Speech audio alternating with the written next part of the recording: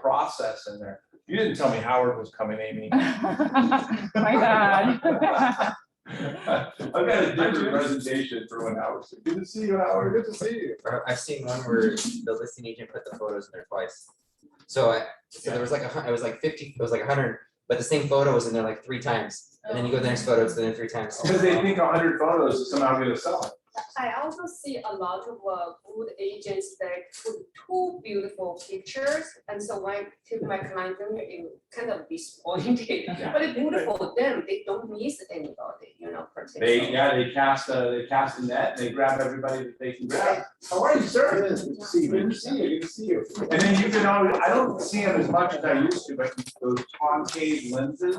You can tell when the photos are rounded that they take a picture of a closet and it looks like a master bedroom. It's the wide angle. It's the wide angle lens. And then you go to really see it. That's not a walk-in closet. This isn't a picture. I found a blank one.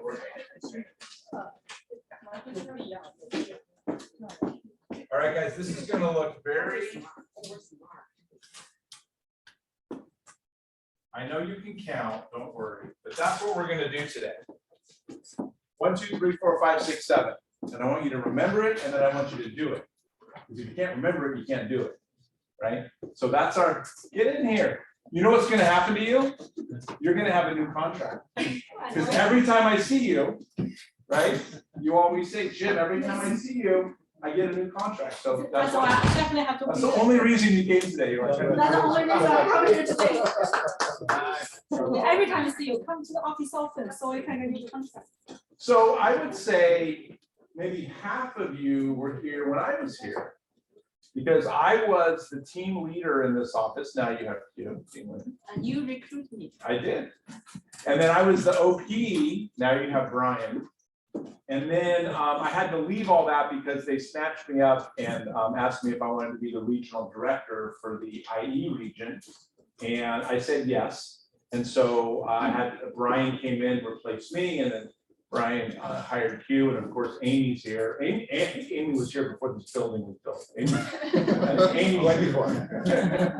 Amy is always here. So I'm Jim Crotwell.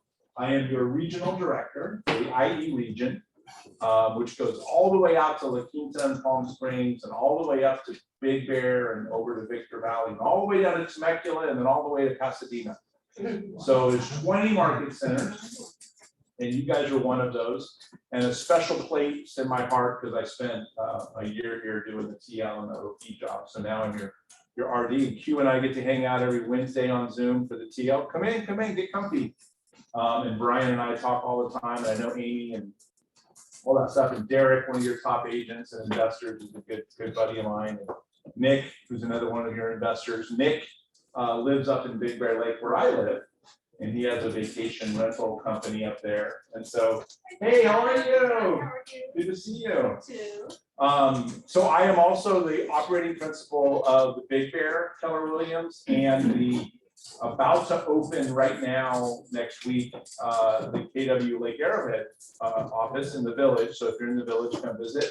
And then I'm also the OP of Keller Williams Carlsbad, which is North County, San Diego. So this is one of my favorite things to do, is to come and teach, coach, facilitate, and mastermind with you guys. But most people in real estate did something before real estate. It's very rare. I would bet maybe 90% of this room, you did something and then you came into real estate. Anybody want to guess what I did before I got into real estate? Car sales. What's that? Car sales. Hey, I might be good at car sales. Exactly. Any other guesses? I was just gonna say that. You were. Maybe I missed my calling. I should be in car sales. I don't know, real estate car. Yeah. There's deploying the public's mind. There's a lot of overlap. Any other guesses? I was gonna say you're an educator. Bingo, as a high school teacher. Right? Okay. So every whisper, I can see it, I can hear it. I can throw an eraser across the room if Howard's not paying attention and wake him up. You know, one thing I'm afraid is teachers. That's why we get along so well, Howard. Because I I get C's and D's and F's. So that's what I want to tell you. So when I was a teacher, I taught world history and US history, and I was a coach. I coached volleyball in Anaheim, and then I moved to Newport and taught down there, and I coached lacrosse in Newport. And but when I was in high school, I got a D in my US history class. I was a horrible student, you guys, until my last year of high school. I got straight A's because I'm like, wait a minute, I think I want to go to college. And so that was all my college essays. Hey, just pay attention to the last year, right? And so I got a D in US history. What's up, buddy? I do, Good, good. Hey, you gotta sit in the front row, man. All right. What's over here? Um, King and I did the front row. You're in the front row. Brian, the man's in the house. So I get a D in US history, and then I go to college and I take this class in Renaissance Reformation history, which sounds crazy boring, but I loved it, right? All the kind of intellectual history stuff. And so I went on, I'm like, I'm gonna go teach high school history. And so my first day of class, I would say, welcome to US history. My name is Mr. Crotwell. You can call me Mr. C. By the way, when I was in high school, I got a D in this class. Good luck. And everybody was kind of relaxed with it. So we always had fun and I did that. And I did it for 11, 12 years. Had a blast.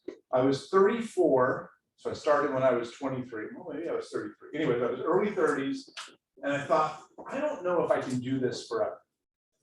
Right? I don't know if I can, I need to go build something, I need to go do something. And so I interviewed with State Farm Insurance. I was going to go open State Farm Insurance in Huntington Beach, Huntington Harbor, Seal Beach area where I live.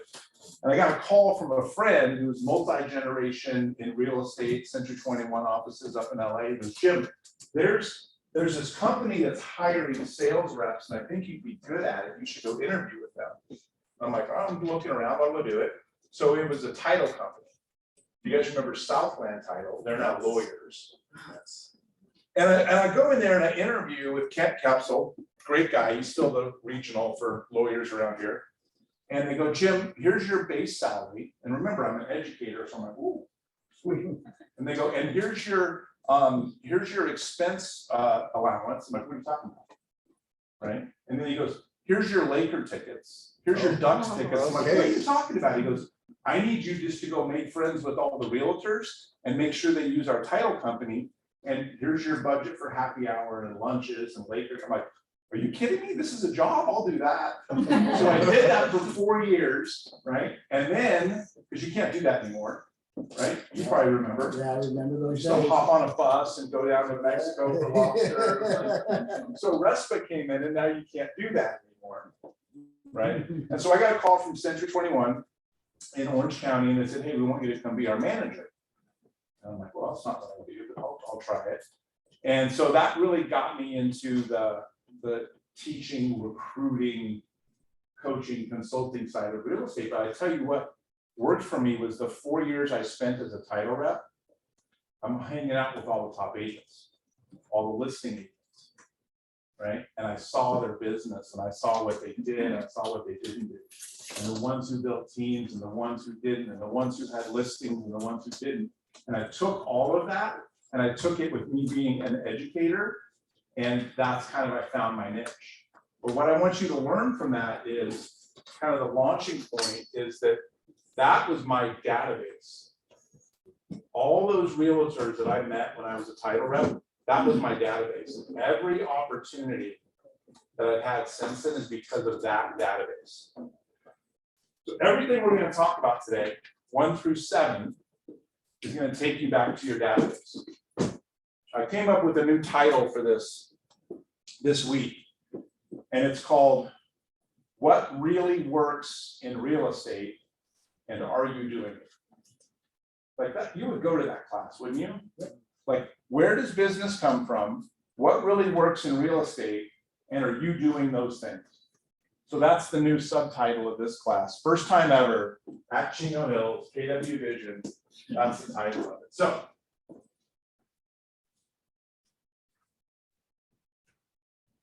we're going to talk about the 12 tactics of the shift, the 3 laws of your database, the 4 reasons you need to do 5 a day, the 6 personal perspectives, and the 7 rules of your business plan. That's a lot, right? So the whole title of this class is GPS and the shift. So the GPS is a business plan, goals, priorities, and strategies. And you're going to get this whole PowerPoint, all this stuff's in here, but I encourage you to write down whatever you want, whatever comes to your mind. And interrupt me a lot. And then you'll hear me pause sometimes. And sometimes it'll be like a long time because I'm waiting for someone out there to say something, right? So I do that a lot. So GPS is a business plan, goals, priorities, strategies. You might know it as a 1-3-5. Okay. We are not going to sit here and build your 1-3-5 today, but from everything you're going to take, you're going to go build your 1-3-5, and you're going to meet in groups of 10 or 4 or 2 or whatever. And you're going to do that, but you're going to know everything you need to know to go build your 1-3-5. And then we're going to talk about shift. But what we're going to do today, I'm hoping makes you run out and reread shift, or sit down and read it, or join the Shift Pivot Ahead Facebook group, go on their daily webinars. I want what you learned today to make you want to dive into it. This is not a substitute for diving into shift. This is not a substitute for going and making your business plan. Okay? So I don't know that we're going to go in exact order, but 1, 2, 3, 4, 5, 6, 7 is what we're going to do today.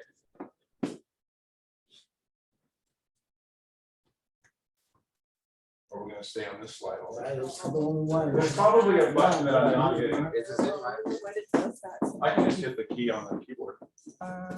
So it says 1-day workshop. We're not here all day. We're here for 90 minutes. We're here for longer if you have questions, or we're here for longer if you want to hang out and talk about stuff after that.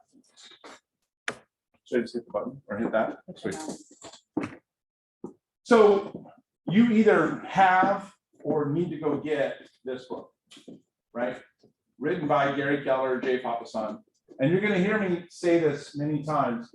This book came after the MREA. The MREA, Millionaire Real Estate Agent, is nothing more than Gary and Jay interviewing 200 millionaire real estate agents and saying these are the things they all had in common. These are the 4 models that they all have. And when we get to the 6 personal perspectives, you'll see what that is. So I want you to dive into that. So you guys are all real estate agents. Maybe some of you run teams. We've got a little bit of leadership in the room, a lot of veterans. Who's new to real estate this year? 1, 2, okay. 2, 3. You guys are doing the math. When did I get my license? Who's the most veteran agent in the room? Brantley, how many years? 27. Anybody beat 27? I'm learning every day. Look, 27 years and he's here. That's why. Good job. Learning every day. That's awesome. Okay, so the shift is in the news. Everyone's talking about the sky is falling. Oh my gosh, no one's ever going to move again. I would start by saying there's no such thing as a good shift or a bad shift with real estate. And in 27 years, this is nothing new. No. It's just the normal market, and it's a cyclical one. Stop being so surprised. This is how it happens. It'll have its peaks, it'll have its flows. Sometimes there'll be an advantage for the sellers. Sometimes the market will give an advantage to the buyer. If you've had your real estate for 4 years or less, the only market you know is, man, it's really hard to get my offer accepted, right? There will be a time where the seller is begging you to make an offer, and you're the only one making an offer on that house. And then it's great to have a bunch of buyers. It'll happen. It's not happening right now, but it'll happen. But by and large, good agents make sense of all that for the people who are looking to sell, buy, rent. It makes them valuable for everyone and fair for everyone. That last part's important. But by and large, good agents make sense of all of that. This is the time for you to be the market expert. And I don't care if you've had your license for 11 months. If you decide to become the market expert, you will be more expert than someone who's had their license for 15 years, who's not studying the market. you can leapfrog them if you just do the right things, right? Now, a year and a half ago, you could stick a sign in the yard on a listing and be wrong about the price and it didn't matter. You could have listed it too high and you got 12 offers and it still sold. You could have listed it too low and you got 42 offers and it still sold. Okay, that's what's shifting. But here's the challenge, and tell me if you disagree. Like, here's today. Some sellers are looking back 6 to 9 months. Buyers are imagining forward 6+ months, and no one's meeting where they are at exactly today. That's why our listings taken or down. That's why stuff's hard to get in. Okay, but what's happening today is based on all the activity from 2-3 months ago. Right, everything in this whole real estate shift is flowing. Whatever you do this afternoon might pay you in November and December. It will not pay you tomorrow or Monday. Right, so we have to always be doing the right things and always be the market expert so that it's going to show up 60-90 days down the road. So 2020, 2021, record market. We didn't see it coming. We all thought it was going to stop when COVID hit. It didn't. It went the other way. 6 million sales in the US, roughly. And 21 was a little better than 20. 6 million sales. If the market corrects 10%, which would be big. NAR is saying -3, that's probably too little. Some of the naysayers are saying 15, probably too much, certainly not in Southern California, there's too much demand. But if the market were to go from 6 million to 5 million, that is between 15 and 20%. So if you're going to sell 50 houses out of 6 million, there's nothing stopping you from selling 55 or 60 out of 5 million. Right? Your personal economy, your personal market, if you do this and you make sense of the market for these people, you can grow your business in the shift. Because the people who aren't serious, the people who aren't focused, are going to freak out that there's no longer 6 million sales. Now there's only 5 million. Good, get out of the way. Let me become the market expert. Let me double down. Let me lead generate every day. And wow, I can have a better year than the peak of the market. It's a thing called the law of equilibrium. The number of sales totally affects the number of real estate agents in the business. And so when the number of sales go down, people get out of the business. Watch what happens this coming January with board renewals. That's fine, get out of the way, right? So that we can do more. So some of us welcome the shift. You talk to agents that are millionaire real estate agents that are doing 100+ units, they have no problem with what's happening. Because they know how to be the market expert, more people go to them. It's not just sticking a sign in the yard and it doesn't matter if you're right on the price. You've got to be the market expert. Okay? So great quote there. So here's our 1-2, the 12 tactics of the shift. We're going to touch on them real quick, and I'm going to tell you where we're going to focus with our time today. So number 1 is get real, get right. Let's see if I can be fancy and go forward and back. Oh, no. Number 1, get real, get right. Your mindset in action. You can't shift anything if you don't shift your mindset, right? If I came in here today and said, here are the 9 ways to go take a listing, and you just wrote down the 9 things, but your head was so messed up that you weren't confident or energy or whatever, those 9 things won't work. But if I can get your mindset in the right spot, these things don't even matter.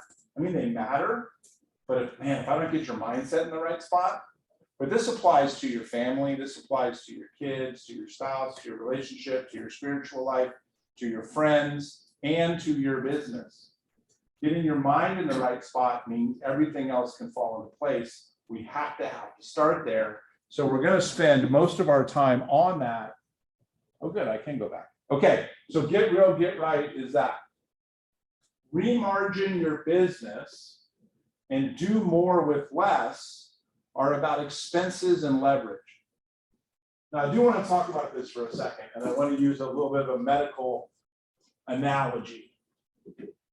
you need to make sure that you're not spending too much money right now. Right? You need to stay profitable in a shifting market. You need to remargin your business. And you need to realize that not everything you're spending money on is equal. There are 3 levels of expenses. Level 1, level 2, level 3. Level 1 are the things that you don't even know you're paying for. If you canceled your credit card or I stole your wallet later today, watch out.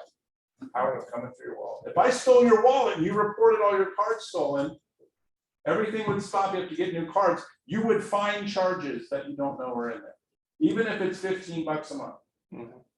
Okay, so there are things that you don't need to pay for. There are things that you're paying for because you think they work, but you can't point to a closing that came from that. You hope it's coming, but there's no actual ROI on that right now. So level 1 is like doing a medical procedure on your skin.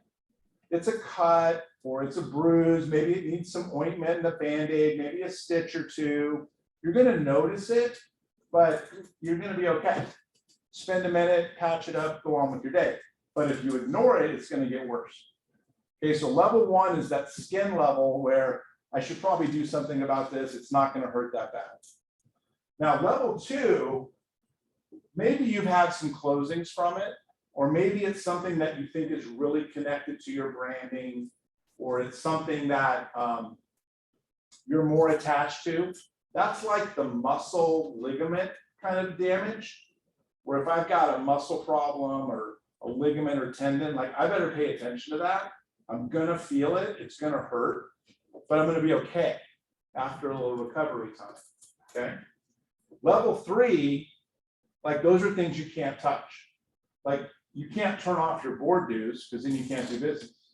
So just look at your expenses and say, what's the skin? What's the muscle tendon? And then what's that level 3? That's bone. You don't want to cut through bone. You don't want to break bones. Like one of those bone, and just do yourself a favor and evaluate your expenses. And you'll do it and you'll be like, oh, I just shaved off $1,000 a month of my expenses. Awesome. And I can't possibly do any more. And then go back and do it again in a month or 2, and you'll find another 500. But it's going to force you to evaluate what revenue is generating your income, where your expenses play a part in that. Market centers do the same thing. We've been doing it for the last 3 months. Okay, number 4 is find the motivated. This is not the time to, never is the time, and I've done it, I'm sure you guys have, to drive buyers around for 6 weeks because you know they're gonna buy, right? So find the motivated. Yes, interest rates are up, right? Yes, there's more challenges for buyers. Yes, sellers aren't gonna get what their neighbor got 11 months ago. But the people, remember, there's still gonna be 5 million, you guys. There can't be less than 5 million sales. There's no economist projecting less than 5 million. So you guys go get your 100 of the 5 million to be fine, but go find the motivated. Now, if you're the market expert that says your house should sell here, and the seller says, well, I want to try to get this, okay, they're not motivated. Do not spend your time and money there. We'll talk about chasing a falling market in a second. So this is the time to find the motivated. It's also the time to get to the table. That means be creative. Seller carryback financing, right? Different loan products. Are there more down payment assistant things coming? Bank of America is about to do this crazy thing, not in California, but in these other cities that I'm a little afraid of, but they're getting creative. But educate yourself on that. Talk to your title affiliates and your lenders and get to the table. Catch people in your web, the internet, of course, internet leads, social media. You're not going to spend all your time there, but you're going to do part of it, right? Price ahead of the market. There's a slide in here, and it's like 25 slides deep. So when you get the thing, you can pull it out and put this in your listing presentation. But it's like a hill.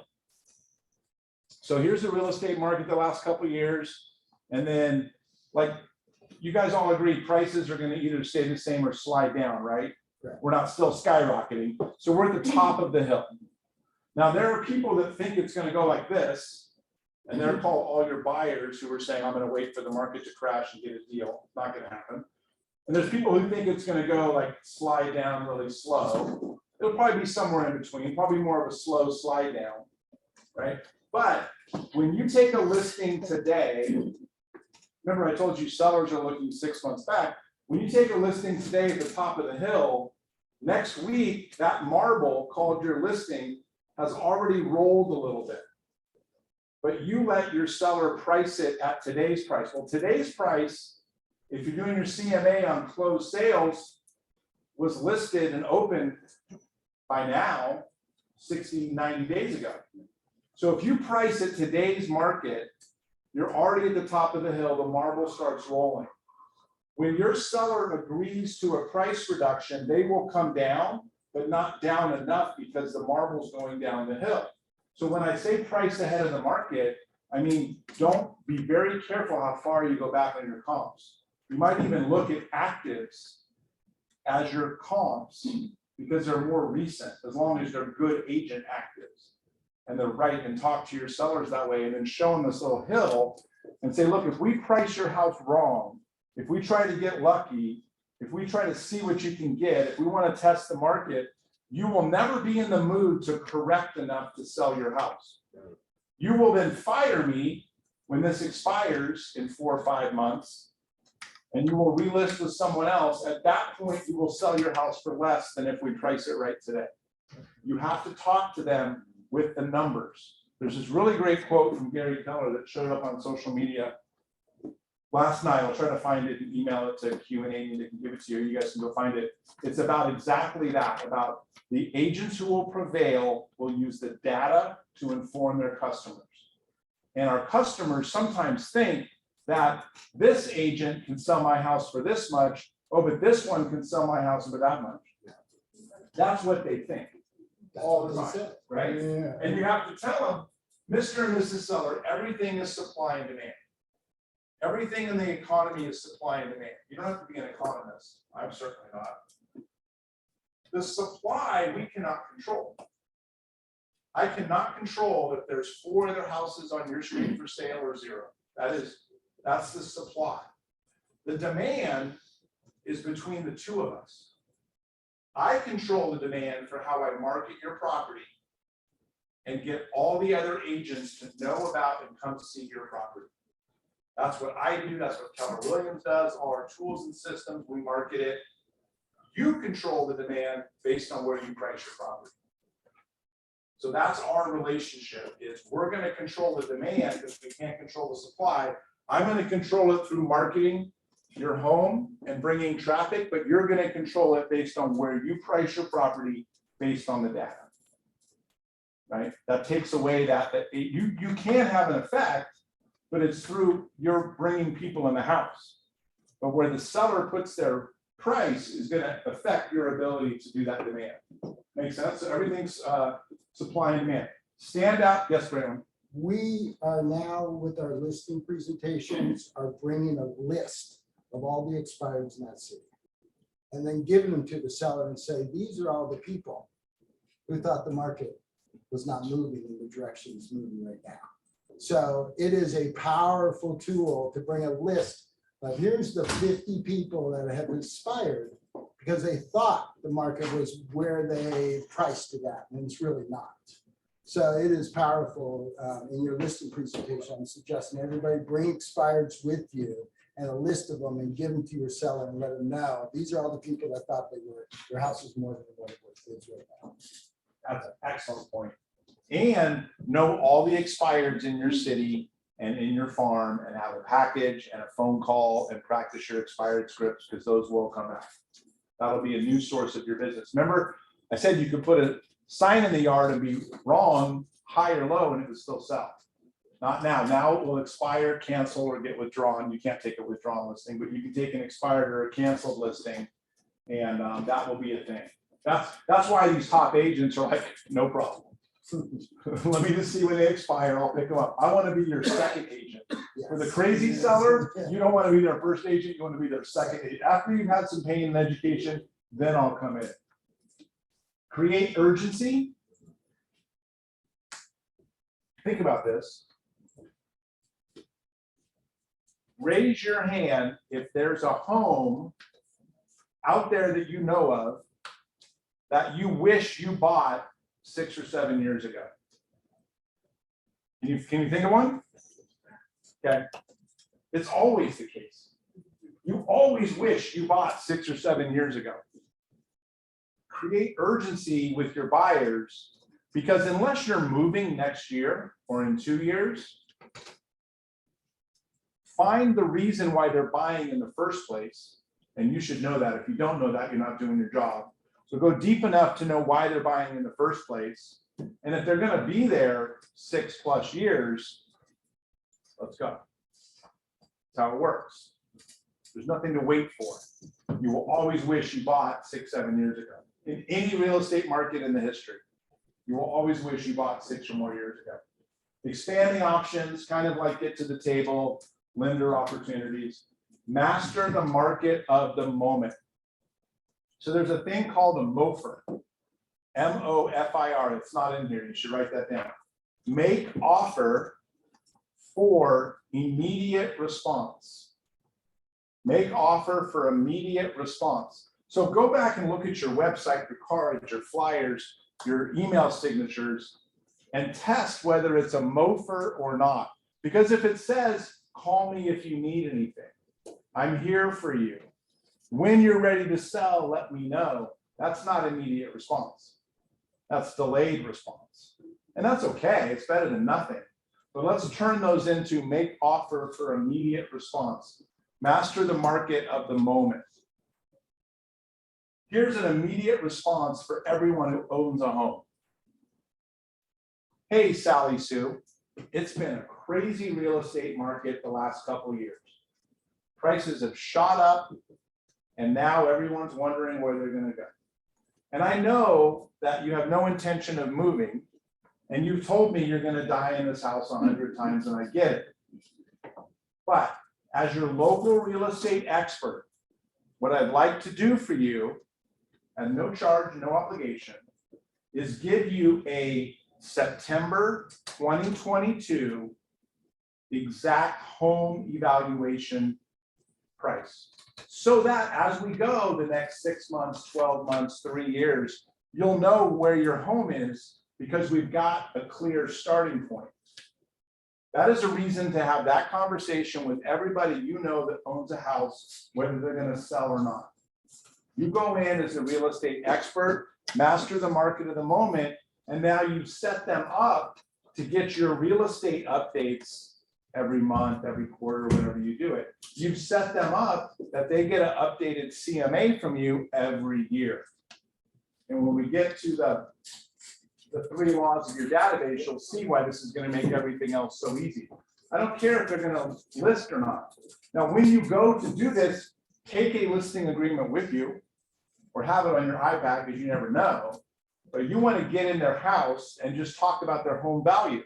Do they see what their 401k value is? Absolutely. If the news came out and said stock market drops 9% overnight, they would go, honey, what is Charles Schwab? How much is in there? Well, they probably have more equity in their house than they have in the 401k. So why don't they know? No one else is doing, no one's sending them a statement, mortgage company, but that's how much they owe. So show up and be the one who tells them how much they have and then do it on a regular basis. You can now establish yourself as the real estate expert in blank neighborhood and then stay that way for the rest of your career. You can go wide, then when the market comes back with activity, that wideness goes up. So you'll make money this way now, and later you'll make money that way. This is why veteran agents have no problem with this market, because buyers and sellers want to talk to someone who knows the numbers, knows the neighborhood, etc. So master the market at the moment, one of my favorite. Bulletproof the transaction. How many times do you have to sell a house? 3 times. You got to get it under contract. Then you got to sell it after the inspection, because it could fall apart. And then you got to sell it after the appraisal. And guess what? Those matter now. You have to sell a house 3 times. Anticipate that, do all the right things, or maybe get your sellers to do the inspection up front. So we know, no surprises. We want to find the motivated. Hey, buyer, the plumbing has X, X, and X. We just found out last week. Here's our inspection report. Of course, you're going to do your own. We're looking at $7,000 to fix it. You want to make an offer. Your seller will want to do that. Remember, the marble's going down the hill. If you don't talk to your seller that way and you let that inspection happen 27 days after the 40 days it's set on the market, and then we got to come out of this escrow and start over, you just lost them a ton of money. So let's just do that all up front. Let's bulletproof the transaction and know what we're talking about. Good. That is the book. Get it, read it again. Pivot Shift Ahead is your Facebook group. James Shaw out of Florida. These guys know about it. Amy and Q can tell you where it is. Now, if you want to watch it live, I think you have to get up at 5 a.m. because it's coming out of Florida. But it's like all recorded on there and you can watch the recordings. I would watch that every day. James Shaw goes for an hour over one of these things. Yep. I was gonna say on that with the inspection, I know a listing agent, sometimes she'll do it, she'll have a book put together. And she'll have it at the open house, and she'll have like the pre-inspection, she has a TDS SPQ. Sometimes one time she put a list of what the recent upgrades the seller had done to the house, but it was, all the information was there. So if you had any questions, it was like right there, you can answer. Right at the Yeah, because we want to open escrow and then close escrow. We don't want to get into this 3 escrows. You will not create a client for life if you take that long to sell their house. Because of stuff they're going to do anyways that they should have known up front. Okay, so 12 tactics of the shift. And now the 6 personal perspectives. I can count, I just don't go in order. All right, so we got our 12. Now we're going to do the 6 personal perspectives. I was in a room of Keller Williams leaders, and I got called upon to stand up and explain the 6 personal perspectives. Now, this is the foundation for the millionaire real estate agent. This is in the Red Book. And when you're in a room of Keller Williams leaders, everyone's supposed to have read the Red Book a dozen times. Like we're supposed to sleep with it under our pillow and all this stuff, right? Right? When we ask that question, people go, yes, Jim, it's under my pillow. I sleep with it. I couldn't do it. It was massively embarrassing, but now I can because I remember it as sell 80. You're welcome. This will save your butt in the future. Sell 80. Now I told you that the MREA book is a compilation of 200 millionaire real estate agents and what they said. This is their mindset. This is the mindset of people who make $1 million in real estate. And you know what's cool? People who make $1 million in real estate know how to make 3 million, and then 5, and then 10. But if that freaks you out, how about we just go make 500? And if that freaks you out, let's just start with making 250. But this is the mindset. This is not a menu. This is a recipe. The difference between a menu and a recipe is a menu, you pick the things you want. Nobody orders everything off the menu. A recipe, everything has to go in or it doesn't come out. So this is not, oh, I like these 3. No, this is a recipe. You need to put in the sugar and the flour. Don't skip the baking soda. Follow the recipe. So number 1, sell 80. Number 1, well, I just realized that there's a world out there, a Zoom world. I don't know who's on there. Self-mastery. What this means is if we're going to do it, we're going to do it good. And we're going to keep going and try to do it well until we're there, and then we're never going to stop. There are probably some of you in the room that would call yourself part-time real estate because you have another job. There's absolutely nothing wrong with that. There's a lot of massively successful real estate agents that have another job. But I want to eliminate the term part-time. You are a dual career agent. Because this will take everything you have to master it if you want to make money in it. People get into real estate for two reasons: fortune and freedom, right? I want to make the money and I want the freedom.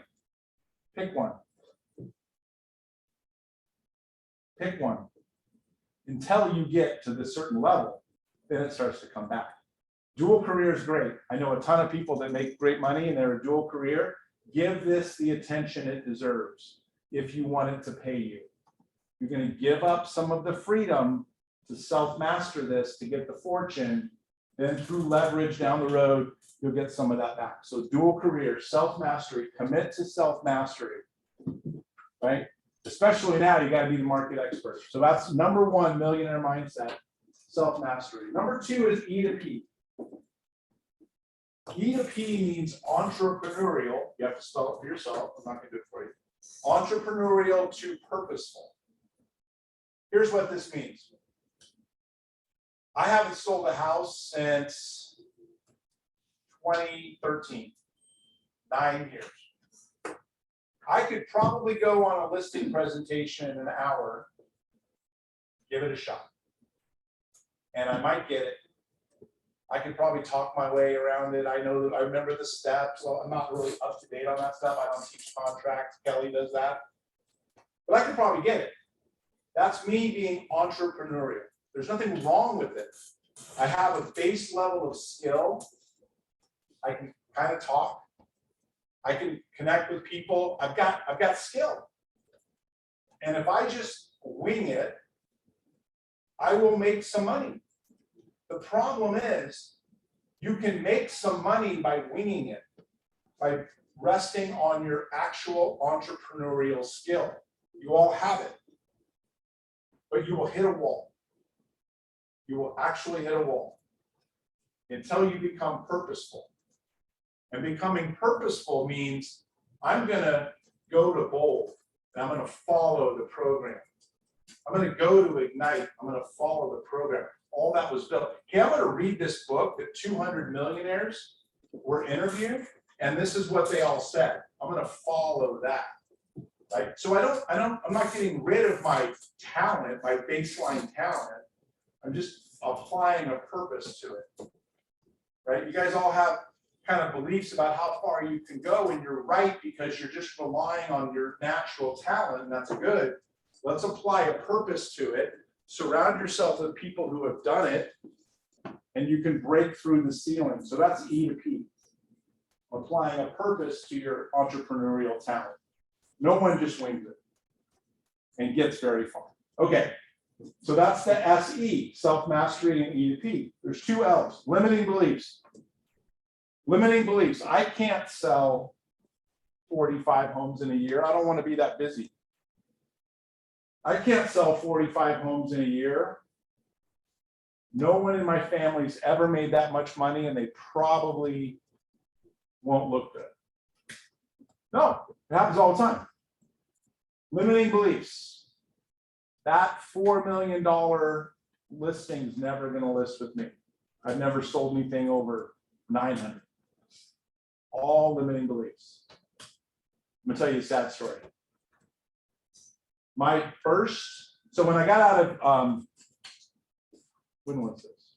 When I got out of title, I went into production for a couple of years, and then I became a team leader at Crotwell.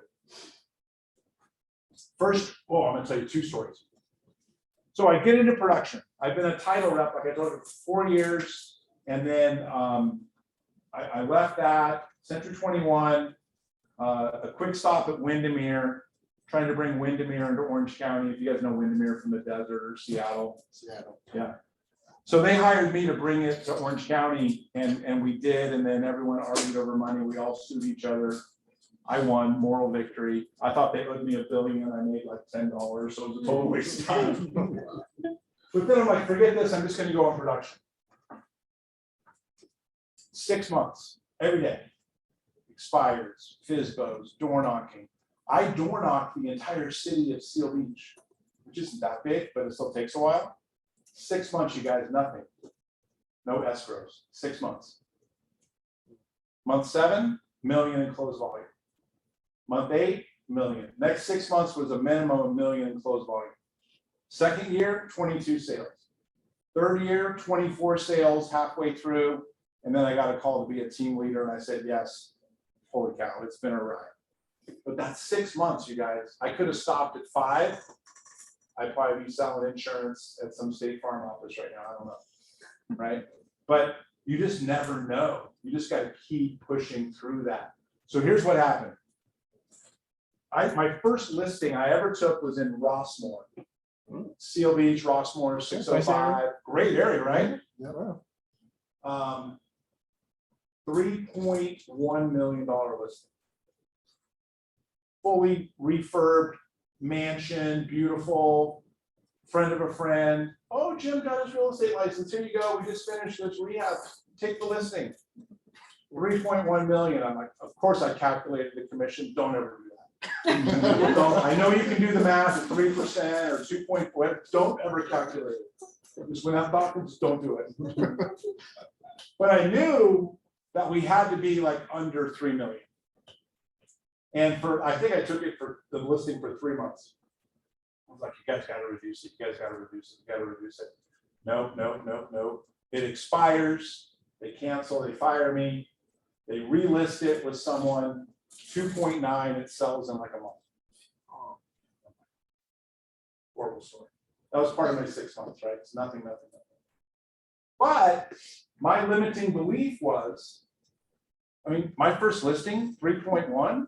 I mean, I didn't sell it, but I got it, right? What if I had said, no, I mean, I probably should have now looking back, knowing it was going to expire, right? But it's a good story. Like the people who live in that house, they're just like you, right? Everyone wants to know how to break into luxury real estate. And they'll probably even charge you to go to a seminar of how to do luxury real estate. It's just referrals of who you know, right? And if you don't live in a $3 million house, that's fine, but you know someone from somewhere who knows someone who does. You can track that down. So limiting beliefs, they're gonna come in. I can't stop that. Does anybody have a limiting belief that they're willing to share that I didn't touch on? That's okay.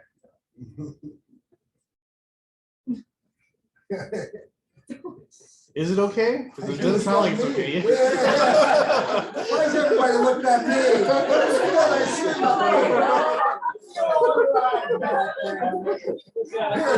And you're looking at me. Okay, Brad, what's your limiting belief? Gosh. I don't believe that I can get down to 185 pounds at 250. Now, is that a limiting belief? Yes. Answer this. I'm gonna have to be really skinny. It's a. That's a limiting belief. That's a Okay, limiting belief. there you go. Did you get that? That sustained silence, you guys, will solve so many problems. When you're on a listing appointment or you're talking, just Mhm. And then look at Brand. someone will save it. Someone will save it. So you guys have limiting beliefs. Let's talk about the 185, because I would like to lose, and I think I've lost about at least 10, 12 in the last couple of months. Feels great. I would love to drop another 15 more. But it's not because I don't not know how to do it. Because I don't do it. I know the difference between a carrot and a Snickers bar. I guarantee you I know the difference. I just don't do it. A lot of the things you want in your life, it's not because you don't know, it's just because you don't do it. That's why your mindset's so important. It's not about you knowing, it's about you doing. And for me to get you to do, it's your mindset. That's why we're spending all the time on that. So you have limiting beliefs, I cannot stop them. I still have them. As an experienced agent, you're thinking that, my skills are going to get better as the longer I'm in this business. That's not true. That is not true. If you're not working on training every day, because look at surgery 10 years ago is not the same as it was today, and experience doesn't make you better in this business if you're not training all the time. So I'm telling you, from an experienced agent, you have to train every day to get better. You can't just fall back and go, well, I got all this experience, I've done all these deals. It must mean that I'm better. That's not true. That's limiting. This is a business where someone who comes in, male, female, short, tall, young or old, someone new comes in and they study it, they can jump ahead real fast. Yeah. Real fast. That's what's so cool about it. Okay, so you guys have limiting beliefs. I can't turn them off. If you were roommates with the voice inside your head, you would move. If your best friend talked to you the way you talk to yourself, that would not be your best friend. Just understand that. Right? So whatever that little voice is BS. We would not tolerate that in another human being externally. It would be my wife. Do not tell. His wife. Hey, wait. For that. Is Brantley's wife out there on Zoom? So you can't turn them off. All you can do is recognize it and let it pass by. Like you're a bullfighter, that's the bull. I can't stop the bull from charging you. Just hold out the little red flag and let it go by. Right? They're not going to stop. You just have to not let them run you over. Okay, learning based. Exactly what Brantley said. You're still here, 27 years. Learning based, learning based. There are two things that would tell me that I don't want that agent to be part of Keller Williams. Now, my job is to grow Keller Williams everywhere we go, best real estate company in the universe, period. But there are two things that would make me say, no, thank you, go find a different company. One is being ethical. If somebody is doing something fraudulent, unethical to clients or to other agents, not interested. I don't care how many houses you sell. The second thing is being learning based. If you are not learning based, I can't help you, and I don't even need to spend any time. Of course, you don't need my time because you already know everything, so go find something else. I just want all the learning based people, and then we can do anything. This is how millionaires think. They're learning based. Next one is accountability. Man, this one's hard. Accountabilities are like those gym memberships. Everyone joins in January because you know it's a good idea, and then by March, it's fallen off. You guys have maybe been in Bold and you got in an accountability group, and I guarantee you're not still in it, right? Or you start an accountability partner, you do a couple phone calls, and then it fades away. Because accountability requires your authenticity. Your authenticity will involve failure. And you don't want to deal with that, so it's better to just get out of that relationship. Millionaire agents think like this. They are in accountable situations, whether it's a small group or a group of 2 or 3, or with your team leader or whatever. There needs to be an accountability system with love, with support, but sometimes you're going to put up a 0. And you need to admit that to someone else. And maybe that week they put up a 5 and it's a great week for them. And that's okay, we're in this together, but we've got to have that accountability because we're not going to get there without it. The last one is the 80-20, which means that Pareto principle. 20% of where you spend your time gives you 80% of your income. Anyone here make a to-do list? I do. I love to-do lists. Do you feel good when you've done everything on your to-do list? Yes. You're doing it wrong. I had 12 things on my to-do list today. Jim, I did all 12. I say, you're doing it wrong. What are you talking about? If you got to all 12, it means you don't know what's more important than the others. So the 12 things on your list, there's 1 or 2 of them that really matter. And you need to spend so much time there that you can't get to 11 and 12. Those go to the next day. So what I mean is spend the most time on the things that matter. Everything matters. Picking up your dry cleaning matters. Just not as much as, you know what I'm saying, doing your lead generation. Right? So I have a theory. Maybe I'll do this one day. I want to start a real estate company. And I'm going to put you guys all on salary, but it's going to be exciting. So I want you to think of a number that I could pay you every month. that you'd be like, oh, I do that. So where do I sign? I want to know this much money is coming in on the 30th of every month. Boom, I'll hire you now 40 hours a week, full time. Got to do your job because now you're an employee. I'm only going to ask you to work 3 to 4 hours a day. Still, I'll pay you that money. Oh, Jim, I'm in. Where do I sign? Ladies and gentlemen, if you do what I'm going to make you do for 3 hours, you will make me so much money. I will pay you the number you're thinking of, and I'll keep all the rest. I just need you to get in the zone for 3 hours a day. I don't care what you do the rest of the day. I need you to go talk to people about real estate for 3 hours a day. I need you to miss some things that happen to do that. I need you to be in the zone for 3. How cool is that? Now, you're going to work because you're going to have showings and appointments, but I need you in the zone for 3 hours. Not 8 hours, no one does that. But I need you to do it every day. So think back for the last 100 work days. If you had been doing an hour a day, would you have business now you don't have? Yes. Absolutely. That's it. You will quit and go do it for yourself once I make you do it. Right? And I will make money off everybody. So I'll just say, here, do this for 3 hours today, and then you can go home. And if I have an appointment for you, I'll let you know. It'll work. I just can't waste that much money because I don't know who's going to do it. Best thing about real estate is you are your own boss. What's the worst thing? You're your own boss. You're your own boss. Exact same thing. 3 hours a day, you got to be in the zone. So that's the 80-20. Okay. That's kind of weird, right? You don't do real estate. Okay, so now we know the 12 tactics of the shift. We know the 6 personal perspectives. Now we're going to talk about the 4 levels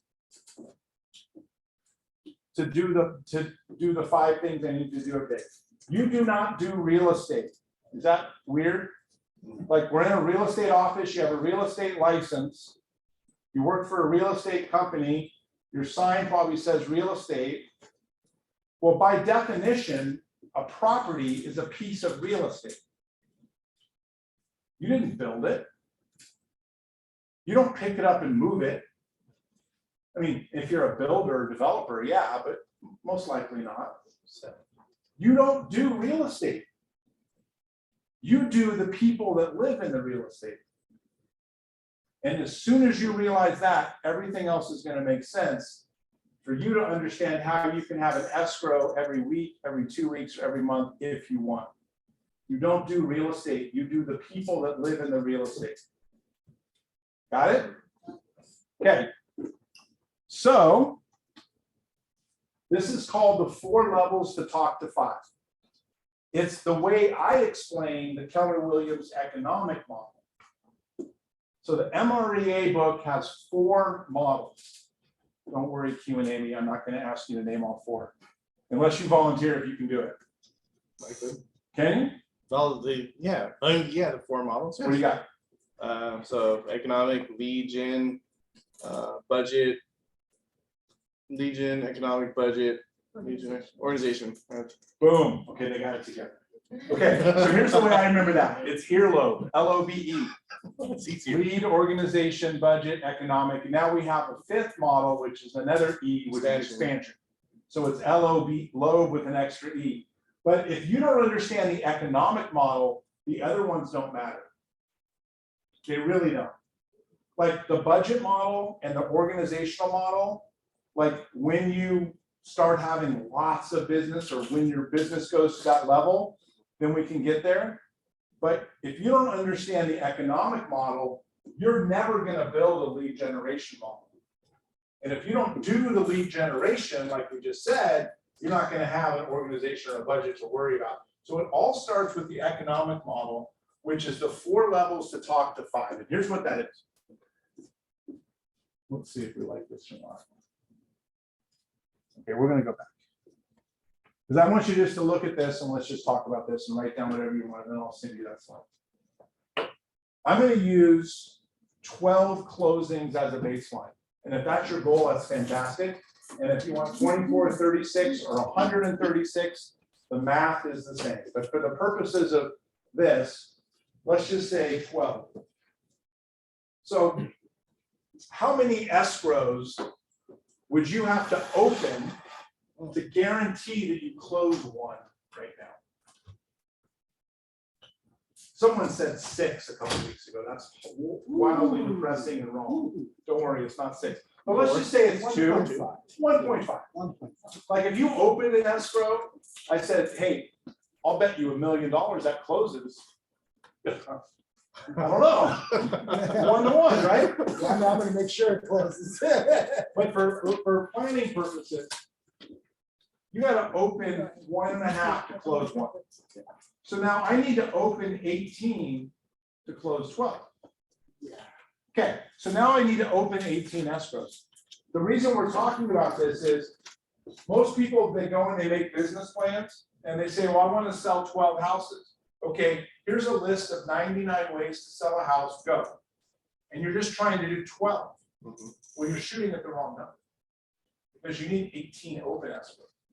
Because you can't do a closed escrow. You can only do a pending. You can only do an open escrow. Okay, so now I need to open 18. So let's stay on the seller side. How many listings do I need to take right now to make sure one goes into escrow? 2, maybe 1.5. Let's use 1.5 again. Yeah. So now I need 24 listings. How many listing appointments do I need to go on to make sure I get a listing? You're not going on enough listing appointments, Brandon. But maybe the seller's unrealistic, maybe it's competitive and I don't get it. Let's just use 1.5 again, 2 or 1.5. So now I need 36 listing appointments, right? Every month. Because we're talking about one opening. No, I need 36 in the year. Sorry, no, no. Don't, that's why you I looked at missed me. the stuff. So you need 36 divided by 12, so I need 3 listing appointments a month. Yes. Right? Now, this is the kind of funky one. I need to go on 3, let's round it up to 4, 1 a week, just to be safe, because we were doing 1.5, not 2. Right. So now if I'm gonna close 12 deals, I need a listing appointment every week. But, ooh, that's a lot. Well, ladies and gentlemen, if you go on a listing appointment every week, you're gonna be fine, you're gonna close more than 12. We're just being conservative. I think you need to talk to 5 people a day, every day, Yes. to get that one listing appointment that week.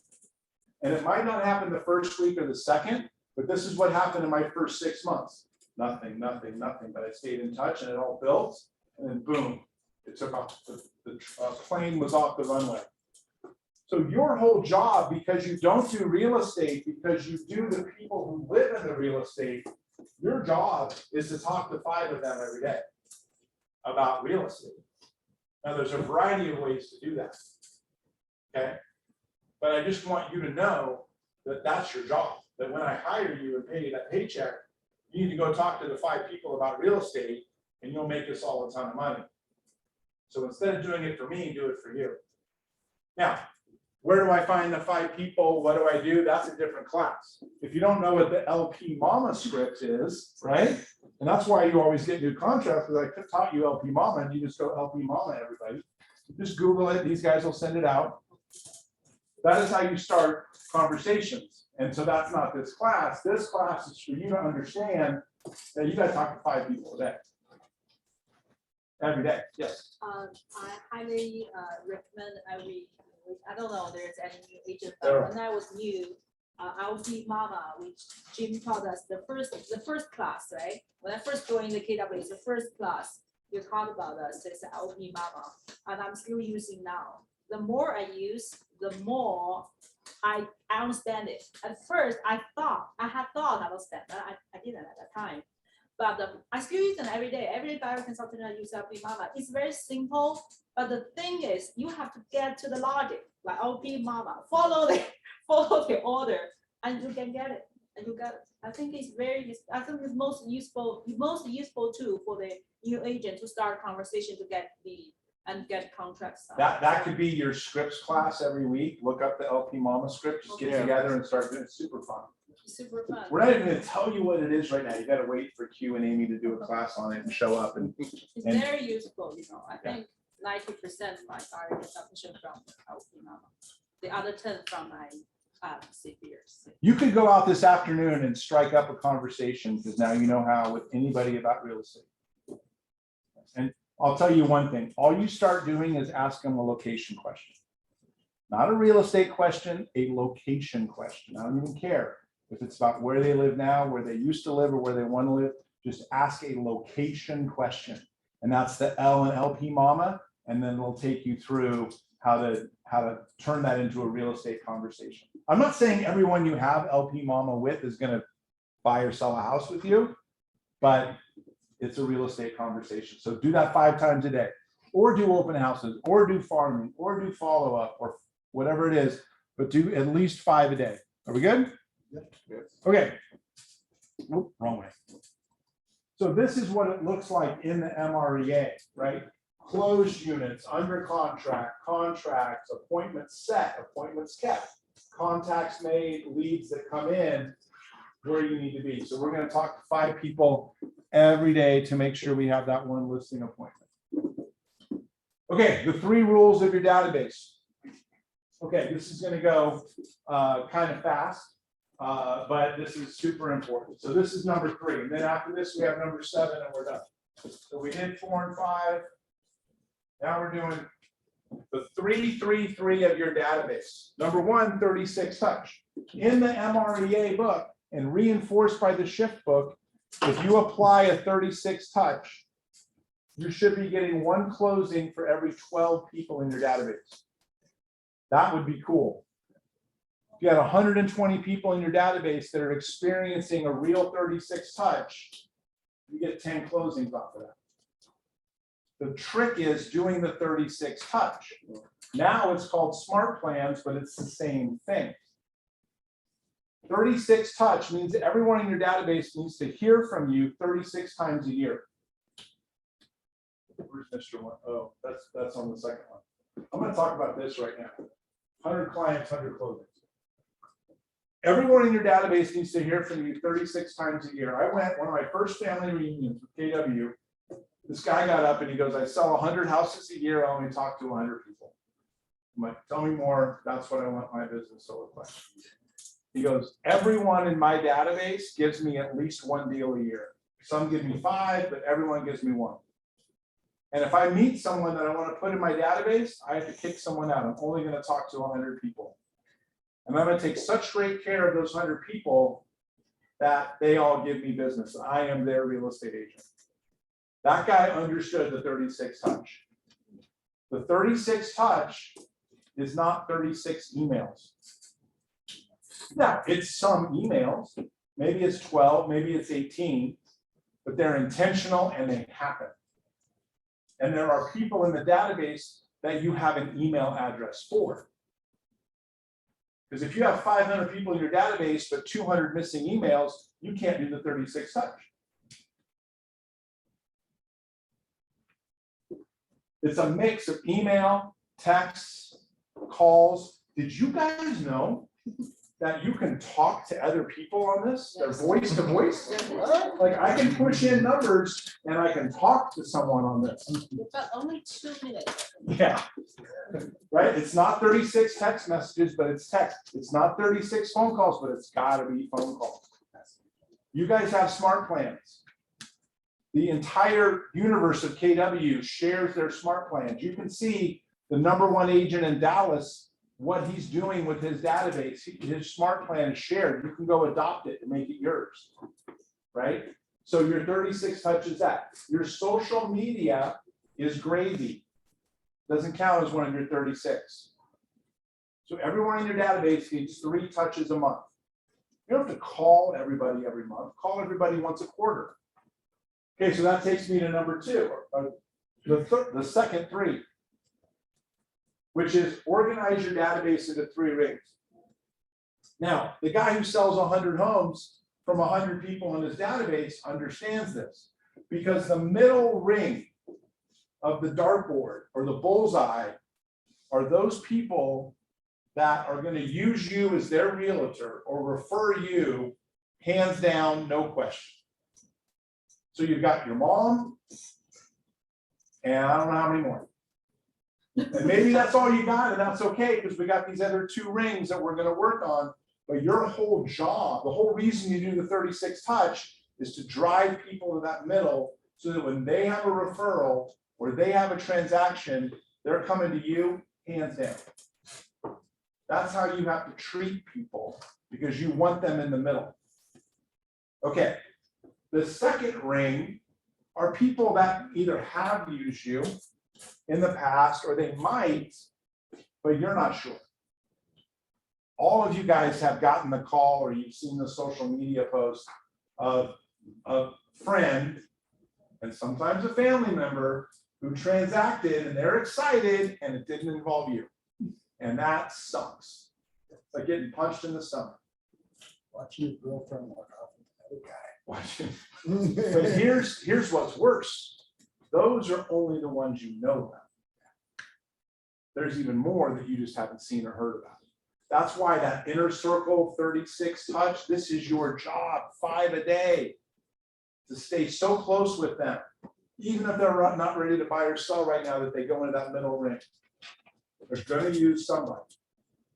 Now, the second ring, they're in your database.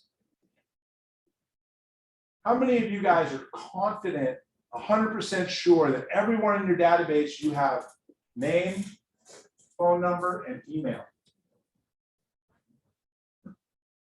How many people on social media do you not have their email address? Most.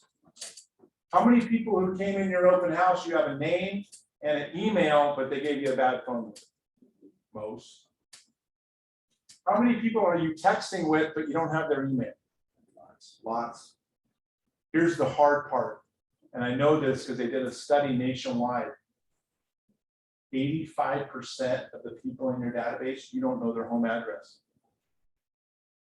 That's what you do. You buy and sell it, and you don't know where it is. Your friends on social media, you might have a phone number with no email, and you don't know where they live. You might be able to guess the city, but you can't tell me their address. So now let's go back to the script of, hey, let me come in and give you a baseline value right now after this crazy market. So going forward, we know how much equity you have. 5 a day. You don't have, your database got all these holes in it. You can't do a 36 touch unless it's organized. And that outer ring, those are people that don't really know you, that you door knocked them for an open house and you have some info, but you've never really interacted with them. Your job is to build that outer ring and then push everybody in.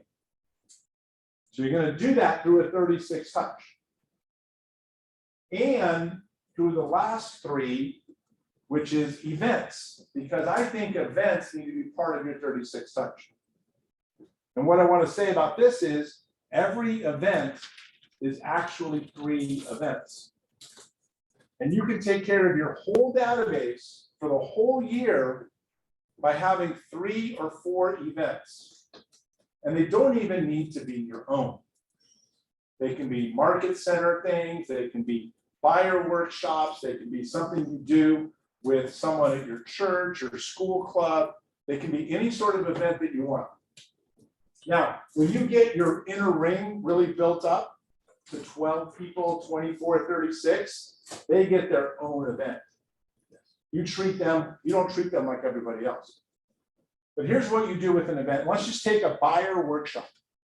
And maybe your lender or lenders in here, they come together and they say, look, we want to educate you guys on these programs, down payment assistance, whatever.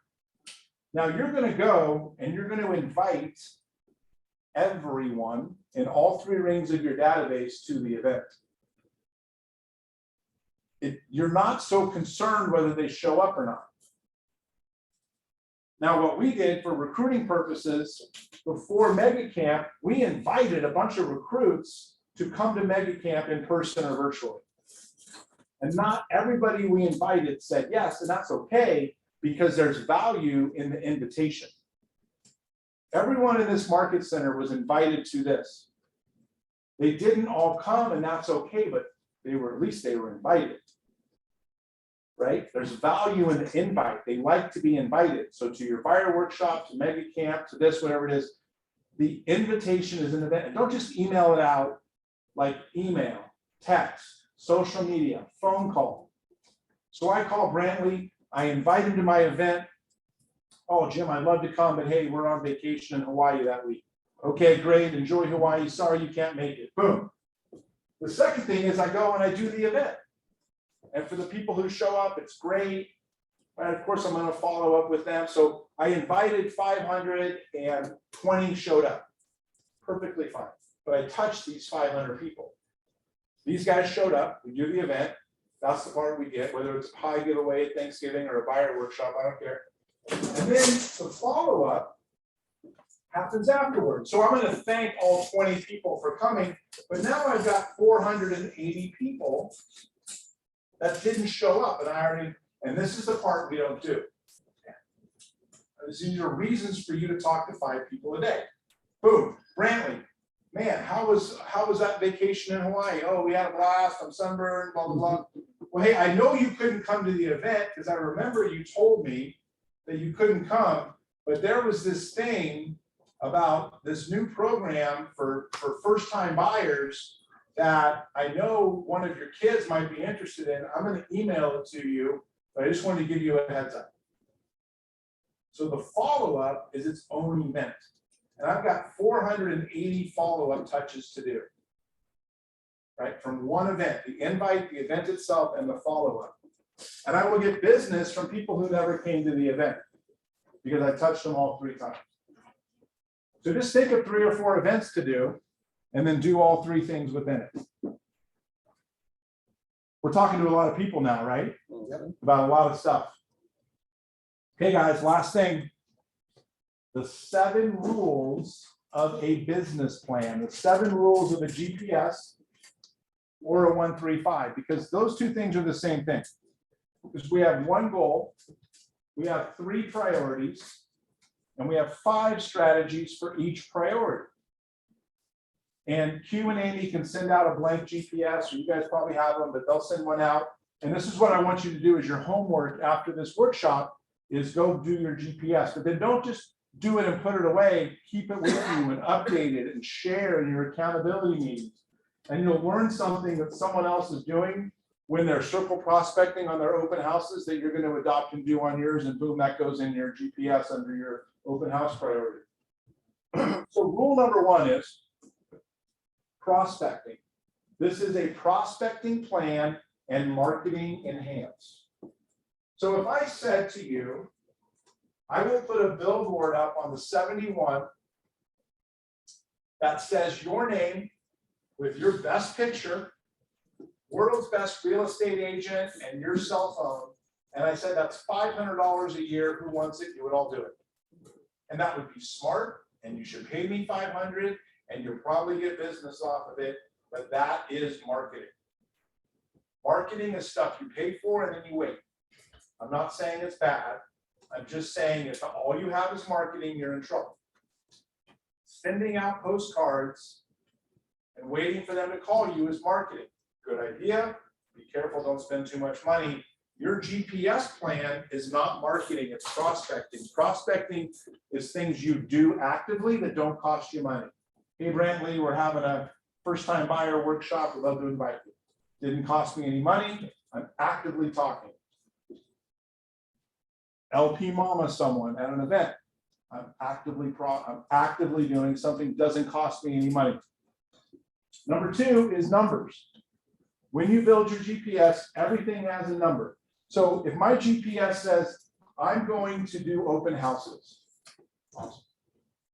How many? How often? Everything's got to have a number. So when you build your GPS, just go back and say, what I'm going to call my database.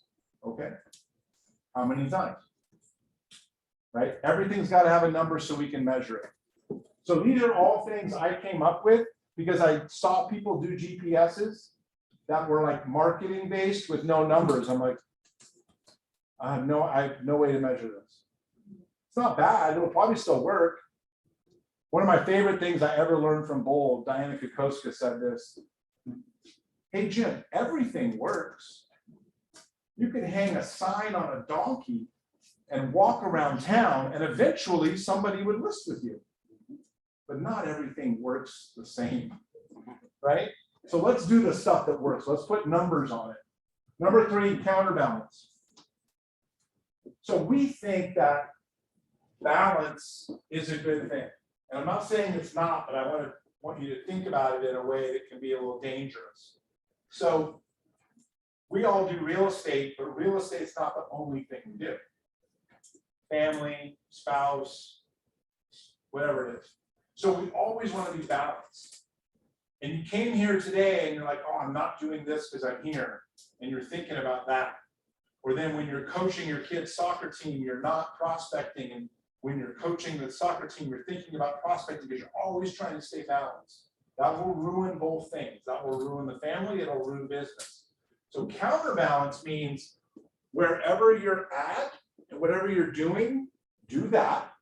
And then when you go home, if you get home, one of the top agents in all of KW, Tim Heil, puts his phone in the mailbox when he walks from the driveway to the front door. The guy, beyond millionaire agent, puts his phone in the mailbox. I think he almost got divorced before, but then this is something that came up with. Now he puts his phone in the mailbox, and in the morning when he goes to work, he gets his phone and goes to work. It works. Counterbalance. Don't stress about always being balanced. Just do what you're doing, and it'll all equal out. Okay, so be present is what that means. Time block. Every strategy's in your calendar, right? Single tab. The next time you go on your computer and you open up Chrome or whatever your browser is, count how many tabs you have open, right? Try to do one at a time. It's hard, right? Single tab. Whatever you're doing, just do that. Then close it and do something else. Time block. Be realistic. All right, Jim, I made my GPS and I'm going to go sell my 20 houses. I'm going to go door knock my farm 4 hours a day, 4 days a week. Awesome. That's massive activity. So you go out and you do it from 1 to 5. And it's really hot right now, right? And then the next day, well, you time blocked it. You're going to be like, oh man, I think I lost 6 pounds of sweat, and oh, it was horrible. I'm not going to do it again. And it's so crazy that you let yourself not do it because it's like superpower. So when I say be realistic, this is what I want you to do with your prospecting. 45-10. Whatever you're going to do it for 45 minutes. Remember, you're in the zone. This is your 3 hours a day, but it's broken up into 45-10. 45 minutes, 10-minute break. 45 minutes, 10-minute break. And then do another 45. That's less than 3 hours, but you will get more done. And if you don't do it, I'm going to say to you as your accountability partner, I love you, but I know you can do something for 45 minutes. I am not asking you to door knock for 4 hours straight in 105 degrees. I'm asking you to do whatever you decided to do for 45 minutes and take a breather. Get up, get back in there. I know you can do it. You can't explain why you can't do it if it's just 45-10. And do 3 rounds of 45, and that's your time block. Rule number 5, don't think about it twice. So you decided to come to this today. There are more, and we kind of nailed the number of chairs, pretty good, right? But I guarantee you, there are people that decided 2 days ago that they were going to come. And at 10:30 today, something came up and they're not here. And maybe that's an emergency, or maybe it's a come list me call, but probably not, right? They probably drove by Corner Bakery and thought, ooh, those cinnamon rolls are pretty good. Maybe I'll just go in there and open up my laptop and yeah, maybe they recorded that. I'll watch it later. It's those little things that pop up before what you scheduled to do, and sometimes they pop up a minute before. It's just like those limiting beliefs that I can't stop them coming. But whatever you said you were gonna do tomorrow for your real estate business, you will decide to redecide right before it comes up. You have to stop doing that. You already decided what you were gonna do. Don't redecide, because that redecision is not in your best interest. That's you not being a very good own boss. So don't think about it twice. Number 6, probably the biggest one. Go for no. You're not in real estate. You're in the business of the people that live in the real estate, and they're not all going to say yes. And if you think they are, you're going to really hurt yourself. Baseball. Best batter ever, Ted Williams, bats 400. 6 times out of 10, he makes an out. And he is the only one to do it in the history of baseball. And baseball's been going on a while. And if I bat 300 in baseball, I'm an all-star. And if I bat 200, someone's going to pay me $1 million to play baseball. If I go make 8 outs out of every 10 times, someone's going to pay me $1 million to do that? Imagine the baseball player that comes out of the dugout thinks that I have an 80% chance of making an out. I refuse to go to the plate. I'm going to drop my bat and walk back in the dugout. Is that guy fired? Yeah. He won't even go to the plate. If you bat 200 in real estate, you're going to make a lot of money. But if you're trying to bat 1,000, if you get bummed out when someone says no, it's like the baseball player who refuses to go to the plate. You're going to get no 80% of the time. That's the way it works. That's the way it's supposed to work. Get your mind in line with that. As Q is recruiting agents, hey, I'd love to meet with you and tell you about Keller Williams and why it changed my life, and I want to help your business. I hate Keller Williams. I never go there.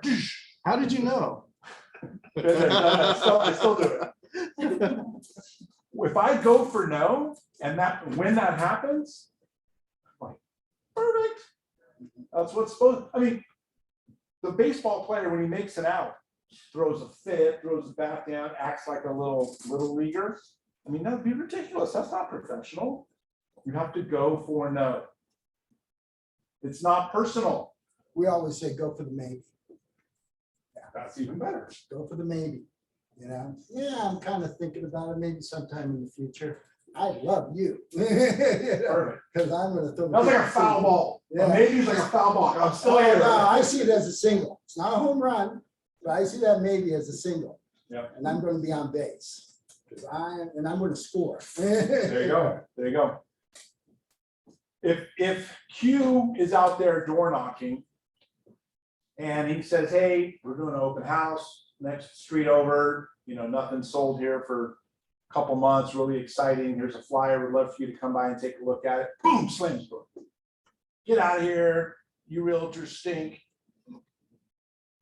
But if I had been standing there saying and doing the exact same thing, would they have slammed the door in my face? Yeah.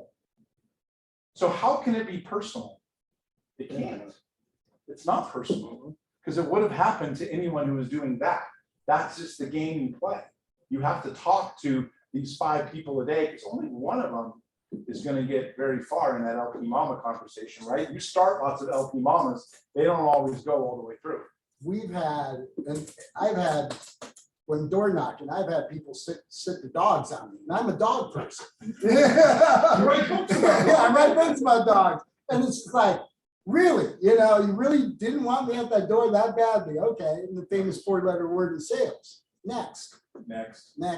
Yeah, go for no and next are the same thing. Yeah. Yep, I'm gonna add that word there. That's exactly it. Okay, guys, last lesson of the day, fight through the monotony zone. Do you guys know agents that hop around? Do you know agents that try this and then, no, let's pay money for this, no, let's try this? Here's the deal. Everything starts out with some adrenaline. You're new to real estate. you're new to Keller Williams, you're new to this lead program, you just joined Bold, like whatever's new, you've got this mental enthusiasm and adrenaline around it. So it's gonna work for a little while. And then what happens is it gets monotonous. Well, ladies and gentlemen, 27 years, the business has changed, but it's not changed. Lead generating, being likable, that's the superpower of a real estate agent, by the way, being likable. Talking to people, knowing the market and being likable is the secret of the game. Over and over and over. And when the adrenaline runs out, it will get monotonous and you will feel it. That doesn't mean you go do something different. It just means that you're in the monotony zone. You have to stay there long enough to get into the success zone where doing your lead gen is now a habit. It's like brushing your teeth. If you didn't do it, you're like, whoa, stop everything, let me go do it. But the monotony zone in the middle, if you're not mentally tough enough, will kick you back. Oh, I better go find something different so I can get that adrenaline back. And you'll never get to the success zone. Those are your 7 rules. I don't have a number 8, which means we are done.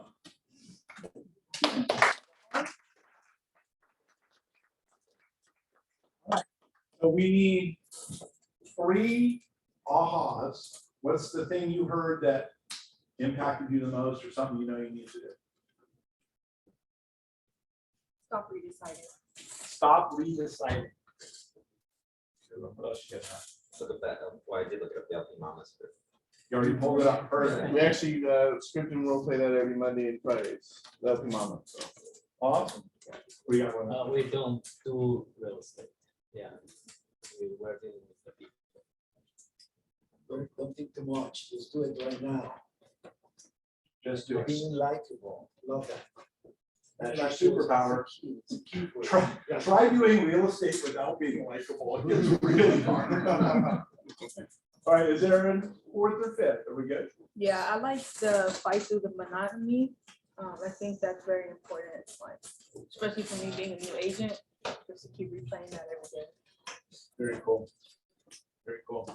All right, guys, it's a fun business. Happy Friday. If you're in Big Bear or Lake Arrowhead, come visit up there. Yeah, It's the Wednesday. yeah, what's the What's answer? next time you're gonna be here?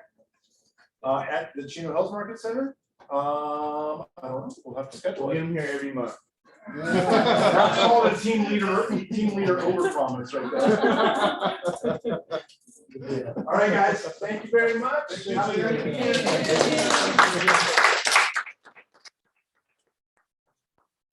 You know, next time I'll open next one, Yeah. then we'll be soon. Later Because I today. see. Monday. I really need that. I will come back and visit you guys. Please, just one more. Not every month, but something around there. Yeah. See my eyeball. All right.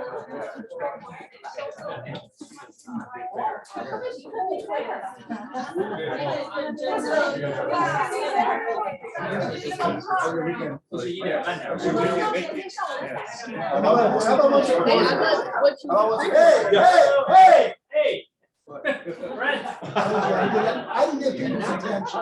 Yeah, you like that? Hey, got a minute, let's listen. Serious. Sorry. Sorry. He's been our vendor partner for years. They're amazing and they're always supportive. So please send business his way. That is rule number 8. You didn't have to. Rule number 8.